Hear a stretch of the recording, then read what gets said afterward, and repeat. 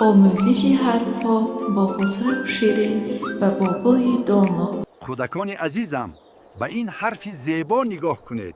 این حرف ت است. آن مثل تاج. بابا جان نگاه کنید، انا این توتی زیبا و این تربوز شیرین با حرف ت سر می شود. منم یافتم، این تاک انگور است. بابا جان حرف ت در همه جا بوده است، حتی در باغ ما. آفرین فرزندان ذکاوتمندم.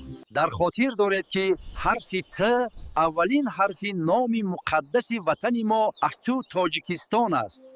آن را دوست دارید و همیشه آموزید. تاجیکستان ما تاریخی بیش از پرجانانه 500 ساله دارد.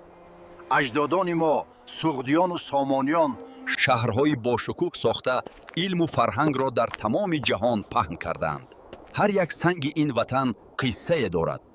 اینک امروز کفایه است. خیر تا درس آینده.